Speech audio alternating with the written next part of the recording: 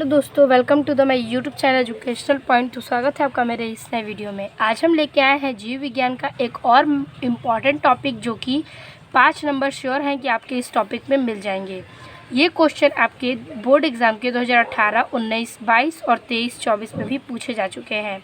जिन बच्चों का 90+ टारगेट है वो इस वीडियो को ज़रूर तैयार कर ले, ठीक है। आप इसे नोट कर लीजिएगा किस प्रकार से इसके क्वेश्चन पूछे जाते हैं।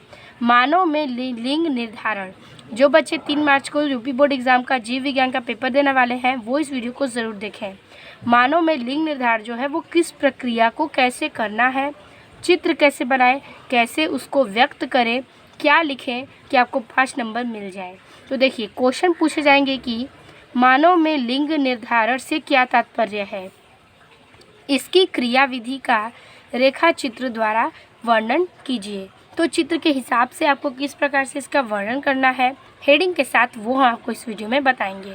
तो सबसे पहले हम हेडिंग करेंगे मानव में लिंग निर्धारण। इसी प्रकार से आपको सारे हेडिंग्स करने हैं।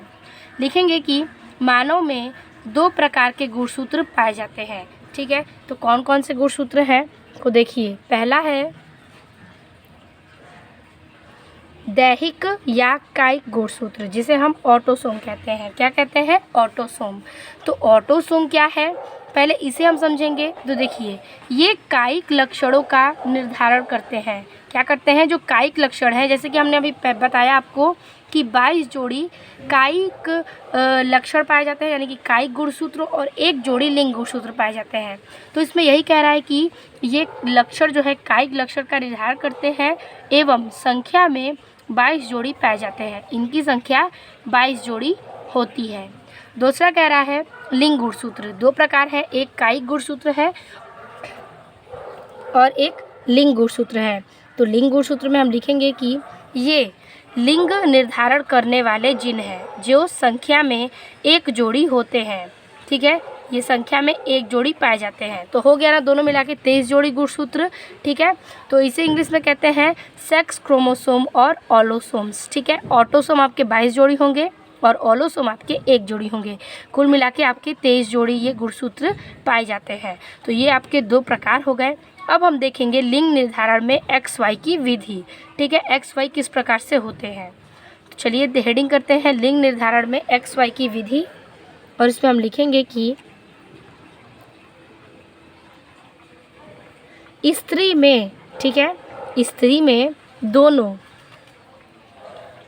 लिंग गुणसूत्र X होते हैं, ठीक है। यहाँ तक तो आपको पता होगा कि स्त्री में दोनों लिंग गुणसूत्र X पाए जाते हैं। और फिर लिखेंगे कि और पुरुष में 1 लिंग गुणसूत्र X और दूसरा लिंग गुणसूत्र Y होता है। यानी कि स्त्री में दोनों X होते हैं और पुरुष में 1 X और 1 Y होता है।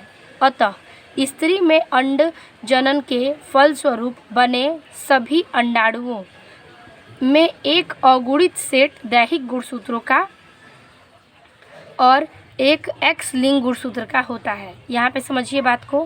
कह रहा है कि जो स्त्री का अंड जनन है उसके फलस्वरूप बने सभी अंडाणु, यानी कि स्त्री के जो फल जनन है, अंड जनन, उसके फलस्वरूप जो अंडाणु प्राप्त होते हैं उसमें एक अगुणित सेट होता है जो कि दैहिक गुणसूत्र है और 1 X लिंग गुणसूत्र होता है, ठीक है। जहाँ से कि होता है 22 + X। अतः सारे अंडाणु एक समान होते हैं, मतलब सारे ये जो अंडाणु हैं ओवम, वो एक समान होते हैं, एक दूसरे से एक समान मिलते जुलते हैं। इसलिए स्त्री को समयुग्मकी लिंग यानी कि होमोगैमेटिक सेक्स कहते हैं, ठीक है। समयुग्मकी लिंग। तो ये हो गया आपका लिंग निर्धारण की कुछ विधि। पहले इसके हम फिगर को समझते हैं, फिर आगे लिखेंगे। तो इतना नोट करिएगा, फिर हम आगे फिगर को देखते हैं। तो फिगर आपको इस प्रकार से बना लेना है। इधर रहेगा मादा और इधर नर, ठीक है। तो मादा में आपके X और X पाए जाते हैं और नर में X और Y। इतना तो आपको क्लियर है। अब क्रिया विधि होती कैसे है, तो पुत्र और पुत्री का जन्म होता है। तो देखिए, मादा में मैंने आपको बताया कि XX पाए जाते हैं और नर में X और Y। तो यहाँ पर मादा का X ले लेंगे, यहाँ पर भी भिन्नों में अलग अलग करेंगे XX और नर में X एंड Y। अब देखिए, इसके मेल मिलाप को हम करेंगे। ये जो X है वो 1 X रहेगा मादा में, ठीक है। तो और यहाँ का जो ये ये x है वो जाएगा एक नर में, ठीक है। यहाँ का एक x जाएगा y में, और यहाँ का ये जो y है, मैंने यहाँ पे लाइन नहीं खींचा, यहाँ पे मैं खींच देती हूँ। तो देखिए यहाँ पर ये x मिलता है इस x से, और यहाँ का एक x मिलता है इस x से। ये जो x है मादा का वो मिल रहा है यहाँ पर एक x, और यही x मिल रहा है यहाँ पर, ठीक है। ये हो गया आपका मादा का पूर्ण रूप से x का विभाजन। अब यहाँ से ये जो नर युग्मक है वो जाएगा इस x में, और यहाँ से y युग्मक जाएगा इस y में, ठीक है, यहाँ के y में। तो यहाँ से आपको पूर्ण रूप से मिलते हैं x जो कि होता है पुत्री, यहाँ पर x और यहाँ पर y मिलता है आपको पुत्र। इस x से यहाँ पर x और ये x हो गया आपका पुत्री, और यहाँ से ये x और ये y हो गया आपका पुत्र। तो देखिए एक नर एक मादा मिलकर बनाते हैं क्या, पुत्री भी बन सकता है और पुत्र भी बन सकता है। तो मेन पार्ट किसका है, मेन पार्ट है नर का, क्योंकि नर के पास ये Y गुणसूत्र है। अगर Y गुणसूत्र लिंग निर्धारण करता है तो Y जो है अगर किस प्रक्रिया में जुड़ता है तो वो पुत्र का जन्म देता है, अगर इसी का X गुणसूत्र जुड़ता है तो वो पुत्री का जन्म देता है। तो यही आपको मादा और नर फिगर्स को समझाना है, इसी प्रकार से लाइन खींचना है और नीचे लिखना है मनुष्य में लिंग निर्धारण इसी प्रकार से होता है।